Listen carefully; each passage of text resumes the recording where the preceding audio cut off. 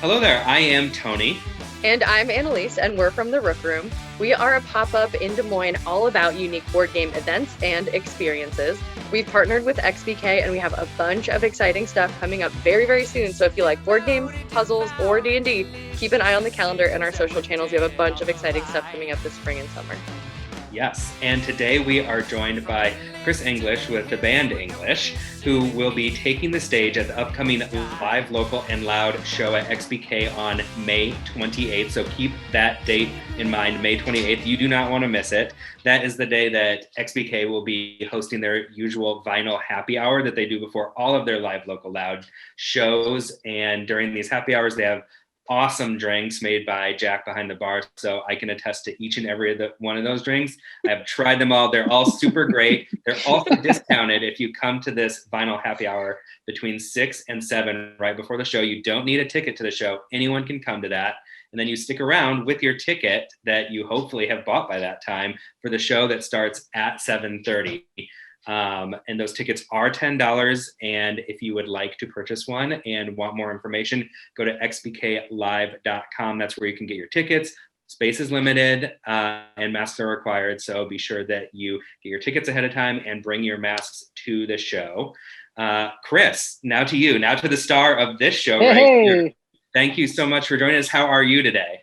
I am wonderful, and I am both super excited and slightly terrified to be doing this. So good. That is the exact emotions that we want you to have, is terror and excitement for love the energy. Yes. Yeah. Nice. It's like falling in love. Yes, right? You're falling in love with XBK, the Rook Room, and Showtime and Tell. Oh, too late. That happened long ago. I have to say thank you very much for doing the sponsorship for this as well. I think it's amazing that you're doing this, and yeah, we are so excited to be going and playing our first show back as a group at XBK. Just such a great place here in town. It's going to feel so good, I'm sure. Now, anyone who is not familiar with Showtime and Tell, obviously Chris here is, but for anyone who is not familiar, this is just a way that we get to know artists in a sort of non-traditional interview format where we play a little bit of a game with them. How it works is we give them 3 different prompts, and then we send them out to sort of go around the house. We get a little house tour while they're at it, and bring back some goodies for us to talk about that are probably not going to come up in your usual interview format. So are you ready to play, Chris? Are you ready to do this? I am so ready to do this. Great. And he has no idea what I'm about to ask him to go find. So this should be fun. So here are the 3 things that we're going to need you to find today. Number 1, This one might be hard, and there might be multiple, but one of your most prized possessions. So something that you just really love around the house. Number 2, a pair of your shoes that have traveled the furthest. So got that. Maybe you've walked a long way with them. Maybe you have traveled around Europe with them, but the pair of shoes that have traveled the furthest.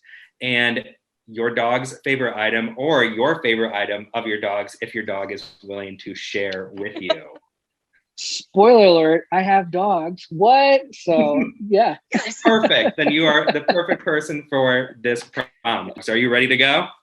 I'm ready. Let's do this. Perfect. Let's do it. Have at. All right, here we go. See. Woo-woo! Am I on a timer?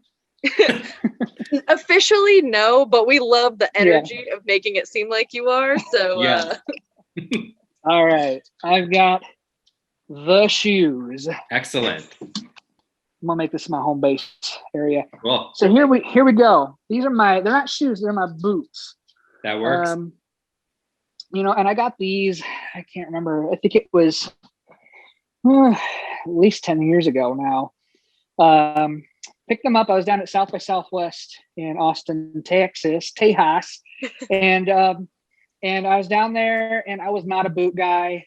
And I grew up like in a small town and everything. And so it was, my dad had boots and everything growing up. And I'd, do the whole like little feet and big boots thing or whatever, because my dad's a giant. But I never really did boots, myself. And I was down there, I was like, you know what? Like, I need to pick up 1 or 2 things well, I'm down here. It's my first time in Texas. Yeah. And I was like, and I was down there visiting a good friend of mine at the time and everything. I was like, I need either an authentic Stetson or I need to grab a set of boots. And I actually came back with both. You did Texas boots, right, it sounds like. I did, yes. Yeah. But the boots, like they're so well traveled. They've definitely like seen some things. I'll wear these a lot actually for shows and whatnot, but they're just these are Ariats and they just hold up so well. But I still wear them. I just wore them the other day, and like I said, I wasn't a boot guy, and now I kind of am. And so, those have seen some things. not like they've seen some things, but like they've been around, and yeah. So they've gone on concert tours with you. So they've joined you on stage. They've gone to different cities. What, around this area, around other areas? Where all have they gone? Pretty much anywhere I go, they're like my include in the luggage of some sort. Because I'm usually like, oh, I'm gonna wear these comfy shoes on the flight, but you never know. I might need to wear the boots or something. But I've got family all around the different parts of the country, and so like down in Georgia and stuff like that, did some hunting, wore the boots, anything around here, around town. But yeah, definitely on stage, not for like a look, but just because like they're just comfy. They're just comfy and well constructed, and they've been everywhere with me, and they will continue to until they fall apart, basically. Which it seems like is going to be a while. It'll be a while. Yeah. And then I'll pay somebody to try to fix them up so I can keep wearing them. Yes. I'm going to save the most price last because I'm still kind of thinking about it, but I do believe I have something if I can find it. Yes. If you can find it and they'll let you have it. Yeah. They are sequestered currently. So I might be okay. Oh, there's one of my wife's slippers that ended up in the toy. They have like a toy box. I don't have any children, but I have a young nephew, and and anybody that you've ever been around with children, the phenomenon where you come over and they pull out all their toys and they're like, see, and then they run back and they get more toys and they're like, see, and that is our dogs. If you come over, they will show you every one of their toys. That's so cute. Yeah. So, I've been spotted. So here we go. Boom. Yes. I love it. I love it. I am a Star Wars fan, and I am on board 100% with this. Yeah. So here's the story. I have 3 dogs, 3 rescues. One's a Basset Hound. One is a Basset Hound Black Lab mix, and one is an old English Bulldog, kind of like a taller version of an English Bulldog. Yeah. Sweetness for days. Yeah, through the roof. Yeah. Oh yeah. And we volunteer, my wife and I, for a all Basset Hound rescue, specifically for Basset Hounds, and the Basset Hound mixes as well. And so for many years, we've done fosters of Basset Hounds. They'll come into our house. A lot of times they come from really crazy, sad environments and backgrounds. And so we just try to kind of like, give them just a ton of love and TLC, and also a little bit of socialization and everything before we help them get on their way to their forever homes. And so our Basset Hound, Duke, we've had him for about 1.5 years now. He was a foster failure, as they say. He came to us, and I immediately said to my wife, I was like, we're in trouble. So, but it's important to us. I could go on and on. I could do an hour for each one of them, but they've each come from very unique situations. And to bring it back to the toy, yes, the Stormtrooper in particular is very interesting because we've noticed that normally they will just destroy toys. We bring them home, the guts are out of them in 10 minutes or less, and there you go. So but but honestly, the stormtrooper, I mean, he has like, I mean, we all know stormtroopers, they can't aim worth a dang. But this one, I mean, this one maybe needs a promotion in the Yes. in the Empire, because They- this guy's actually held up Yeah. really well, and they baby this one. They sleep with him. Just kind of depends who, they all go in little phases, but the stormtrooper has stood the test of And we all time. know that stormtroopers So- don't always have the best survival rate in the movies. So the Right. fact that it has survived around the house with 3 dogs, that's Right. saying something. And I just want to say, we are a Rebel Alliance family in this household, but we have been open to welcoming him into our lives and our hearts as well. Aw. I gotta say, I have to do it. Houndshaven Basset Rescue is who we work with. They work around, Minnesota, Illinois, Kansas City, Missouri, Wow. Kansas, Missouri, all those. They work all around there. We've traveled to, help pick up and transport hounds. They're always taking donations. Could always use that help, because they help with the vet bills. A lot of these dogs will come to us with vet issues. Mhm. A lot of that kind of stuff. So houndshavenbassetrescue.com. I gotta plug them because they're our favorite nonprofit. So Yes, Absolutely. everybody go check them out for sure. Like, this is a great plug. So thank you. so now we are looking for one more thing, probably the hardest thing on our list today. So saving the best for last. Your most prized possession or possessions. Honestly, you will not hurt my feelings if this is too cheesy, okay? But I'm actually kind of wearing what I would say represents my favorite. I don't want to say the word possession. Yeah. But the thing that's nearest and dearest to me. Yeah. I did not get married recently. I've been married, we've been married over 2 years now, but I mention it because it's been a long year. It's been a long year for everybody, people who have experienced loss, our house included, people are near and dear to us, and everything, just all the stress and everything that's weighed us down. And truly, yeah, I could go grab one of my favorite guitars or anything like that. But honestly, like, people who know me, like, know this, that, like, my this house with my wife and our dogs throughout this pandemic has been the rock that has kind of really helped sustain us and get us through this whole thing. So yeah, again, I hope that's not like, I hope there's like people watch this aren't like super rolling their eyes, but like I said, if people know us, they know, they just know that I'm being straight up about it. So. Oh, Chris, no, I love that answer. Because first of all, it's who you are. That's what this whole thing is about. Don't fake it for the camera. This is who you are. And I think that's something we've talked about in a lot of these interviews is this last year plus has shown a lot of people that the possession, the things that they prize the most are the people in their lives, their pets, and a lot of musicians have been talking about missing live music and missing community and all that kind of stuff, and getting excited to be able to start doing that again. So Yeah.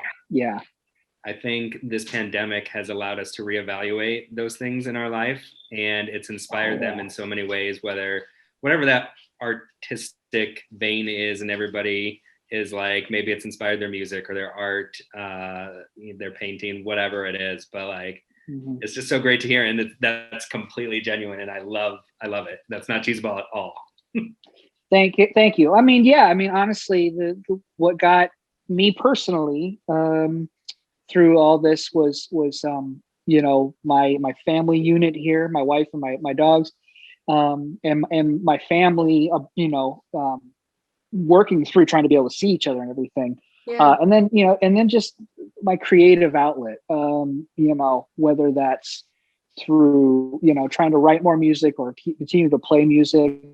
I've also, I help out with like the DMMC and working with the youth, with a youth music program on writing music and everything like that. I just came from that, actually. Helping out with the youth programs over the last year was really huge because it was like one of the first days when we were introducing everybody early on in the pandemic.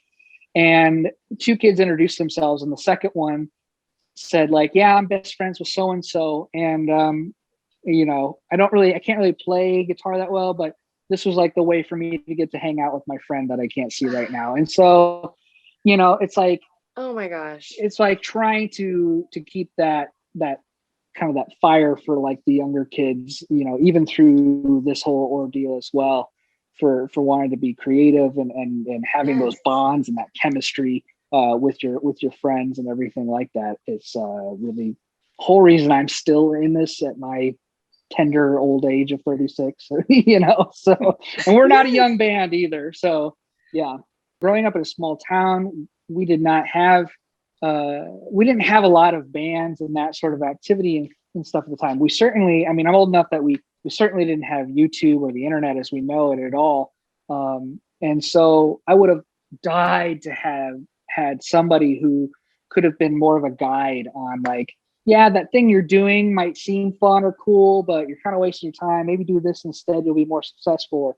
Or this, just things to kind of help with my writing, or just having a band and getting shows and stuff that we just had to kind of figure out, all on our own. And so that's the big draw is trying to kind of just provide that resource for these kids, anything that we can do to try to kind of keep that going, keep that current flowing throughout this town, because it is, I know we say this a lot and it feels like it's said a lot, but Des Moines is honestly a truly unique place for music and for creative culture in general.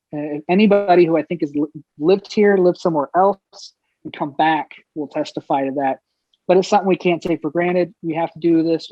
Places like XBK get it, and it's what we have to do to kind of keep this thing going in this city. It's definitely an asset for Des Moines in general. Absolutely. That's why we partner with XBK. That's a part of our mission too, is we're nothing without our community. We're nothing without the places that want to host us. So we love being at XBK and getting to know people and helping to get artists in front of an audience again, face to face, in a super safe way. So can you tell us a little bit about what your show is going to be like, what we can expect? Ooh, yeah. Well, we've all been texting each other and just saying like, boy, we're still getting it back. We're getting the rust off the wheels, if you will. So no, it's we're pulling out the majority of our first album, which you can check out on Spotify. And we are going to play actually a good chunk of our EP that we finished recording throughout the pandemic. And we're going to release that, I think, sometime later this summer. But we're gonna go ahead and give a preview of playing probably a good chunk of that as well. So we're definitely coming in with a full set list, and we've got a few other little surprises and whatnot that I'm not gonna spoil it for now, but I was telling the folks at XBK, I was like, we're gonna try to bring a show. We're gonna try to make this, as best of an experience as we can, because we're just so appreciative to get this opportunity to do this. So yes, absolutely. Good. Well, I can't wait. I'm so excited. And thank you for joining us today for this show to talk about the things that drive you and the things that you're excited about in Des Moines. We hope you had fun hanging out with us. I had a blast. This was amazing. Thank you so much. Good. Thank you again to XBK and the Rook Room. So awesome. Yes. Quick reminder for everyone watching this, just, same stuff we said at the beginning, but you can see Chris with his band English on stage at XBK coming up this Friday, May 28th at 7:30. Don't forget about Vinyl Happy Hour before from 6 to 7, discounted cocktails at that time, and you don't even need a ticket to come hang out.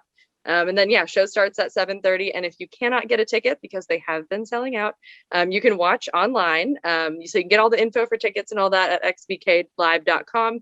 But if you can't make it, you can watch it on their YouTube or their Facebook Live as it's happening, or the next day over breakfast if you need to. Chris, thank you so much for joining us. Thank you. You have to cut me off. I'm just going to keep thanking you. Well, thank you too. We're so excited. We'll see you soon. Bye. See ya.